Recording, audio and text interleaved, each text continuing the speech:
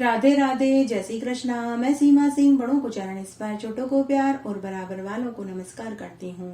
अब हम चातुर्मास के महात्म्य का 23वां अध्याय सुनेंगे। अब तक हमने 22 अध्याय सुने हैं। आशा करती हूँ आपको यह अध्याय जरूर अच्छा लगेगा। आप सबके ऊपर कोटि देवी देवताओं का आशीर्वाद बना रहे। आइए अब हम चातुर्मास का 23वां अध्याय सुनते हैं। गालव ऋषि पेजवन से बोले कि हे पेजवन, पार्वती के शाप से दुखी होकर देवता पृथ्वी पर एक नई प्रतिमा को प्राप्त हुए। विष्णु और महेश दोनों ने अपना साधारण रूप, शालिग्राम ने तो गंडकी नदी में, महेश्वर ने नर्मदा में धारण किया। भगवान हरि शालिग्राम शिला में 24 कलाओं में विराजमान हुए। गंडकी नदी के निर्मल जल में जहाँ शालिग्राम की सदा कल्याणकारी मूर्ति विराजमान हो, स्मरण कर जल पीकर मनुष्य ब्रह्मलोक को प्राप्त होता है। गंडकी में पैदा हुए शालिग्राम की मूर्ति का विधिवत पूजन करने से मनुष्य श्रद्धात्मा होकर योगीश्वर हो जाता है, इसमें कोई संदेह नहीं है। गालव ऋषि आगे बोले कि हे पेजवन, तुमने जो बात मुझसे पूछी थी वह सब मैंने तुम्हें बतलाई। अब जैसे शिव को ब्राह्मण का शाप मिला, जो कि शिव के तांडव नृत्य से संबंध रखती है और जिससे ब्रह्मा ने भगवान शंकर तथा पार्वती की स्तुति करी, ऐसी कथा को जो पढ़ता है, सुनता है, सुनाता है, वह परम गति को प्राप्त होता है। जो मनुष्य इस कथा का एक श्लोक आधा चौथाई भी पढ़ ले, उसे बैकुंठ का वास मिलता है, जहाँ किसी प्रकार की कोई चिंता नहीं होती। विशेषकर जो मनुष्य चातुर्मास में इस कथा को पढ़ता और सुनता है, वह धन, पुत्र आदि मनमानी सिद्धि को प्राप्त होता है। जैसे ब्रह्मा आदि देवताओं ने शंकर भगवान के समीप जाकर सिद्धि प्राप्त की थी। वर्षा काल आने पर जो मनुष्य भगवान विष्णु, शंकर तथा दुर्गा की भक्ति करते हैं, वह फिर कभी जन्म नहीं लेते। गणेश जी की पूजा तो चातुर्मास में विशेष फल देने वाली होती है। ऐसे ही चातुर्मास में सूर्य का पूजन करने से मनुष्य आरोग्यता को प्राप्त होता है। चातुर्मास में गृहस्थियों को इस पंचायतन अर्थात विष्णु, शिव, दुर्गा, गणेश तथा सूर्य की मन वांछित फल की सिद्धि के लिए विशेष रूप से पूजा करनी चाहिए। जो मनुष्य मोक्ष देने वाले शालिग्राम शिला स्थित विष्णुद्वारी का चक्र का शिला सहित पूजा करते हैं, वे निसंदेह मुक्ति को प्राप्त होते हैं। शालिग्राम की स्तुति करने से सब देवताओं की स्तुति हो जाती है तथा पूजन करने पर सारे संसार की पूजा, दर्शन करने से सब देवताओं के दर्शन हो जाते हैं। शालिग्राम की शिला, पाठ, ध्यान, स्मृति भी पापों को हरने वाली है। शालिग्राम स्थित हरि की पूजा का तो फिर कहना ही क्या। शालिग्राम की मूर्ति पर चातुर्मास में जल चढ़ाना, फल नैवेद्य अर्पण करना अत्यंत शुभ फल देता है। गालव ऋषि आगे पेजवन से बोले कि हे पेजवन, चातुर्मास में शालिग्राम पर चढ़ाए हुए तिल जो मनुष्य के सारे कुल को तार देता है, ऐसा करने वाला प्राणी बड़े भाग्य के साथ अपने घर में धन धान्य से युक्त लक्ष्मी सहित निवास करता है। इसमें भी कोई संदेह नहीं है। उसको तो लक्ष्मी सहित विष्णु ही समझना चाहिए। इसलिए भक्ति पूर्वक शालिग्राम की पूजा करने से स्थायी लक्ष्मी घर में आती है। जब तक हरि की पूजा न की जाए, तब तक ही मनुष्य के शरीर में दरिद्रता, पाप और दुख आते हैं। जहाँ हरि की पूजा होती है, वह 5 कोस तक की भूमि पवित्र हो जाती है और कोई अशुभ संभावना भी नहीं होती। जहाँ शालिग्राम की मूर्ति कृष्ण रूप, तुलसी, दक्षिणायन, सूर्य, द्वादशवतो शिला विराजित हो, वही लक्ष्मी, विजय, ऐश्वर्य और मोक्ष चारों प्रत्यक्ष है। लक्ष्मी नारायण की पूजा करने वाले को असीम पुण्य तथा तत्क्षण मुक्ति प्राप्त हो जाती है। विशेषकर चातुर्मास में लक्ष्मी नारायण की पूजा करनी चाहिए। भगवान का ध्यान करने वाले मनुष्य के पापों का नाश हो जाता है। तुलसी मंजरी से इनकी पूजा करने वाले तो जन्म तथा मरण के बंधन से छूट जाते हैं। चातुर्मास में बिलपत्र से पूजा करने से सब प्रकार के पाप और हृदय के अज्ञान रूपी अंधकार दूर हो जाते हैं। जो प्रभु सारे संसार में व्याप्त और संसार का स्वामी है, जो समय पर इसकी रचना, पालन, संहार करता है, उसकी पूर्ण रूप से सेवा करनी चाहिए। ऐसे हरि को पाकर भक्त फिर कभी दुखी नहीं होता। पृथ्वीलोक में जीवन चक्र गाड़ी के पहिए की भांति चलता रहता है। जिसने इस पृथ्वी पर जन्म लिया है उसे एक न एक दिन मरना ही पड़ता है। मरने वाले को यमदूत अपने साथ यमलोक में ले जाते हैं, लेकिन पृथ्वी लोक से यमलोक के बीच की यात्रा बड़ी ही कठिन और दुष्कर होती है। बीच में वैतरणी नदी आती है। हर जीवात्मा को वैतरणी नदी पार करनी ही पड़ती है। गरुड़ पुराण के अनुसार एक बार पक्षी राज गरुड़ ने भगवान हरि से पूछा था कि हे प्रभु, मृत्यु लोक और यमलोक के बीच वैतरणी नदी आती है, उसे हर जीवात्मा को पार करना ही पड़ता है, इसका क्या कारण है? कृपया आप विस्तार से बताइए। तब भगवान हरि बोले कि हे गरुड़, पुण्य आत्मा को वैतरणी नदी पार करनी सुलभ है, लेकिन पापी आत्मा को वैतरणी नदी पार करने में अनेक कठिनाइयों का सामना करना पड़ता है। पापी आत्मा के लिए ये वैतरणी नदी भयानक रूप धारण कर लेती है। उसका जल रक्त मल मूत्र से व्याप्त हो जाता है। मांस कीचड़ जहरीले कीड़ों से भर जाता है। जैसे ही पापी आत्मा वैतरणी नदी पार करने लगती है तो वैतरणी नदी का जल खोलते गर्म तेल में बदल जाता है। नदी का रौद्र रूप रक्त कीटाणुओं वज्र के समान सूंड वाले जीवों से व्याप्त हो जाता है।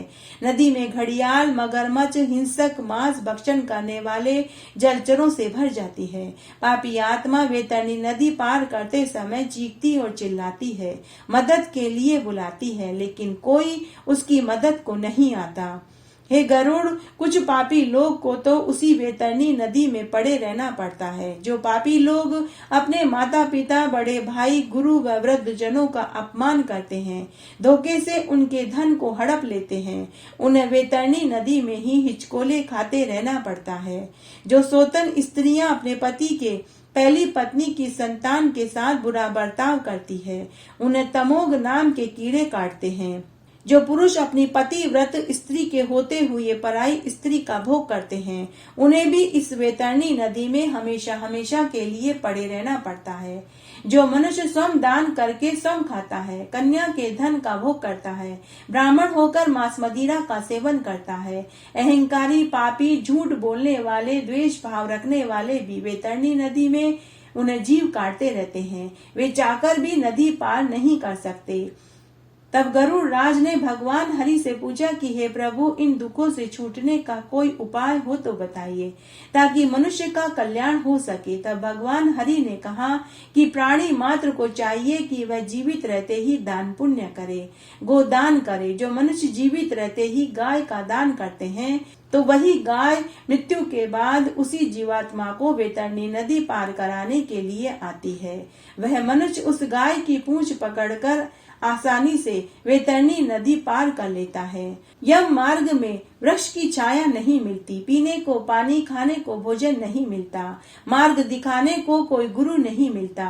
पापी मनुष्य को कभी शीतल ठंडी वायु के थपेड़े सहने पड़ते हैं, तो कभी 12 सूर्य की गर्मी की तपिश सहनी पड़ती है।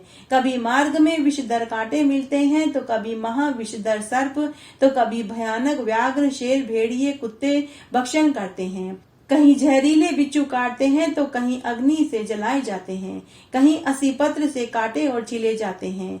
यह मार्ग कई योजन लंबा चौड़ा है। इस मार्ग में कौवा, उल्लू, गिद्ध, मधुमक्खी, जहरीले मच्छर काटते रहते हैं। पूरे मार्ग में अंधे कुएं हैं, नुकीली कीलें बिछी हुई है।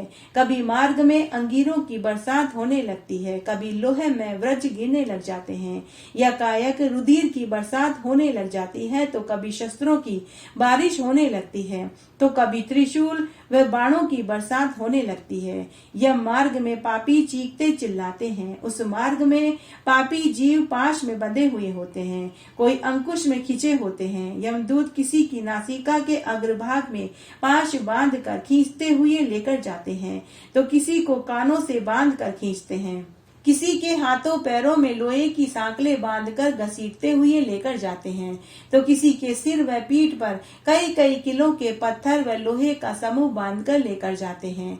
तब यमदूत उन्हें कहते हैं कि तुमने अपने जीवन काल में रहते कई बुरे कर्म और पाप किए हैं, तो तुम्हें यह सजा तो भोगनी ही पड़ेगी। तब गरुड़ राज ने भगवान हरि से पूछा कि हे प्रभु, इन सब से बचने का उपाय बताइए ताकि प्राणी मात्र को मरने के बाद इन कष्टों को न सहना पड़े। तब भगवान हरि बोले कि हे गरुड़, मनुष्य जीवन कई जन्मों के बाद और कई पुण्य कर्म करने के बाद मिलता है, इसलिए प्राणियों को अपने जीवन काल में सद्कर्म करना चाहिए, ब्राह्मणों की सेवा करनी चाहिए, गंगा जल का पान, तुलसी चरणामृत का पान करना चाहिए, सत्पुरुष की सेवा करनी चाहिए, पशु पक्षियों की सेवा करनी चाहिए, गाय दान करनी चाहिए, गाय को हरा चारा खिलाना चाहिए, कुएं तालाब बावड़ी खुदवानी चाहिए, भागवत कथा रामायण का पाठ करवाना चाहिए, यज्ञ हवन तीर्थ स्थान और ब्राह्मण की कन्या का कन्यादान करना चाहिए। अगर यह सब भी न हो सके तो चातुर्मास का स्नान और व्रत करना चाहिए। जो मनुष्य चातुर्मास का स्नान और व्रत करते हैं वे जीवन के सभी सुख व मरने के बाद वैतरणी नदी पार करने से कोई कष्ट नहीं उठाना पड़ता। उनकी जीवात्मा बड़ी ही सुगमता से वैतरणी नदी पार कर जाती है। चातुर्मास में अन्न, वस्त्र, जूता, छाता, गुड़, तिल का दान श्रेष्ठ बताया गया है। दान हमेशा योग्य व जरूरतमंद व्यक्ति को देना चाहिए। दान करने का फल इस जन्म में तो मिलता ही है, मरने के बाद परलोक में भी संचित रहता है। दही और चावल का दान करने से सभी पाप कर्म से मनुष्य छूट जाता है। रोज तालाब में मछलियों के लिए आटा और चावल के आटे की छोटी छोटी गोलियां बनाकर डालने से घर में खुशहाली आती है, घर में धन धान्य के भंडार भर जाते हैं। चातुर्मास में अन्न, वस्त्र, शैया, तकिया, रजाई, गद्दा दान करने से मनुष्य के सभी कष्ट दूर हो जाते हैं। नमक का दान ब्राह्मण को करने से शुभ फल की प्राप्ति होती है। शुक्रवार के दिन नमक का दान करना शुभ फलदायी होता है। गुड़ का दान करने से सूर्य ग्रह मजबूत होता है, सूर्य देव भगवान की कृपा बरसने लग जाती है। मंदिर में पीतल का घंटा दान करने से घर में सुख समृद्धि बढ़ती है। मंदिर में झाड़ू दान करने से घर में कभी दरिद्रता नहीं आती। दान किसी भी चीज का किया जाए, दान करने से धन घटता नहीं बल्कि बढ़ता है। जैसे किसान जमीन में कुछ बीज डालकर गेहूं, चावल, बाजरा, चने की फसल करता है तो उन्हें कई कई बोरियां भर कर फसल प्राप्त होती है, वैसे ही एक मुट्ठी दान कई कोटि गुना होकर पुनः मिल जाती है। चातुर्मास में गाय, स्वर्ण, चांदी, रत्न, विद्या, तिल, हाथी, घोड़ा, शैया, भूमि, अन्न, दूध, दही इन वस्तुओं का दान करने वाला महादानी की श्रेणी में गिना जाता है। स्वयं जाकर दान करना सबसे उत्तम होता है। घर बुलाकर दान करना मध्यम फलदायी होता है। तिल, कुशा, जल, चावल हाथ में लेकर फिर किसी भी चीज का दान करें वह सबसे अधिक शुभदायी होता है। चातुर्मास में दान करने से अक्षय कोटि गुना फल की प्राप्ति होती है। जाने अनजाने में की गई गलतियां दान करने से धुल जाती हैं। किसी को कड़वे वचन बोलकर दुख पहुंचाया हो तो वह भी धुल जाता है। किसी भूखे जरूरतमंद को चातुर्मास में भोजन खिलाना सबसे अधिक पुण्य कार्य होता है। अगर कोई व्यक्ति चातुर्मास में गुप्त दान करना चाहता है तो उसे मंदिरों, अनाथ आश्रमों में जाकर चुपचाप भोजन के पैकेट बांटने चाहिए। ऐसे लोगों को भोजन कराने का कोटि गुना फल मिलता है। उनके ऊपर माता लक्ष्मी व विष्णु भगवान की असीम अनुकंपा बरसने लग जाती है। मंगलवार को लाल रंग की खाने की चीज, लाल रंग के वस्त्र, तांबे के बर्तन का दान करना श्रेष्ठ फलदायी होता है। जिनका मंगल ग्रह कमजोर है उन्हें मंगलवार को संकट मोचन बजरंगबली की कृपा पाने के लिए इन चीजों का दान करना चाहिए। साथ ही बंदरों को केले, अमरूद, चने हर मंगलवार और शनिवार को खिलाने से भी मंगल दोष दूर हो जाता है। चातुर्मास में सुनी जाने वाली 56 भोग की कथा सुनते हैं। एक बार ब्रह्मा जी विष्णु भगवान से पूछने लगे कि हे देव, चातुर्मास में देवी लक्ष्मी आपके लिए 56 भोग बनाती है और आपके भोग लगाती है, फिर उसे प्रसादी के रूप में वे आपके भक्तों में बांट देती है। जब यह बात मैंने अपने पुत्र नारद को बताई तो नारद ने किस प्रकार आपकी प्रसादी पाई और फिर उस प्रसाद को बाद में हम सब ने पाया। लेकिन देवी पार्वती को जब यह प्रसाद नहीं मिला तो वे भगवान महादेव से रुष्ट हो गई थी। आज मैं उस कथा को आपके मुख से सुनना चाहता हूँ।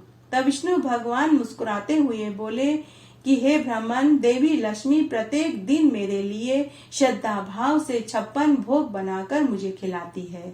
उसके बाद उस बचे हुए प्रसाद को मेरा सच्चा भक्त ही पाता है। यह बात देवी लक्ष्मी अच्छे से जानती थी। तब एक दिन नारद मुनि चातुर्मास में देवी लक्ष्मी के पास आए और 56 भोग की प्रसादी मांगने लगे। तो लक्ष्मी ने उन्हें वह प्रसाद यह कहकर नहीं दिया कि यह प्रसाद आपको देने से पहले मुझे विष्णु भगवान से पूछना होगा, या फिर आपको इस प्रसाद को पाना है तो आपको कठोर तप करना होगा।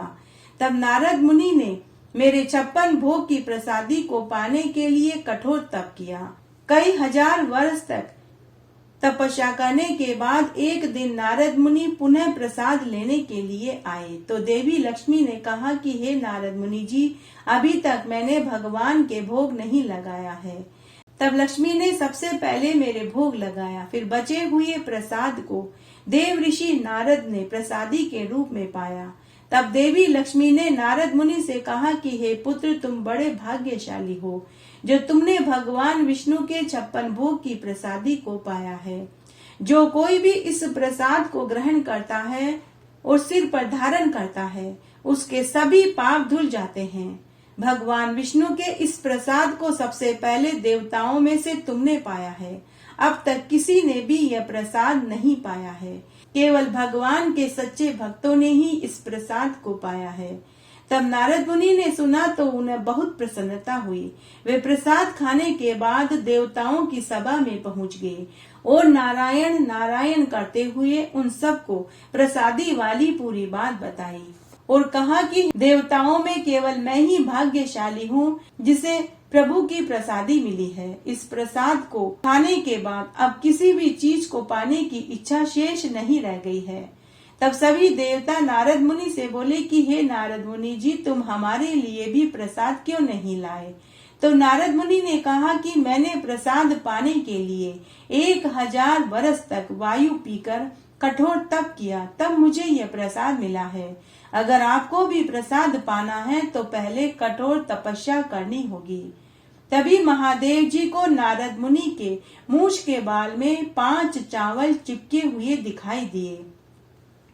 तब महादेव जी ने अपने गण नंदकेश्वर के कान में कुछ कहा कि देव ऋषि नारद के मूछ के बाल में 5 चावल सुरक्षित मेरे पास लेकर आओ। तो नंदकेश्वर ने ऐसा ही किया और 5 चावल लाकर महादेव जी को दे दिया। तब महादेव जी ने उन 5 चावलों के दानों में से एक दाना स्वयं खाया, एक ब्रह्मा जी को दिया और 3 चावल के दानों के टुकड़े करके सभी देवताओं जैसे सूर्य, चंद्रमा, इंद्र, यम, कुबेर, यज्ञ, किन्नर, सिद्ध सभी में बांट दिया।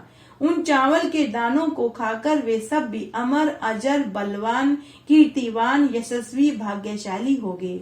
जब माता पार्वती जी को पता चला तो उन्होंने महादेव जी से कहा कि आपने मुझे 56 भोग की प्रसादी क्यों नहीं दी।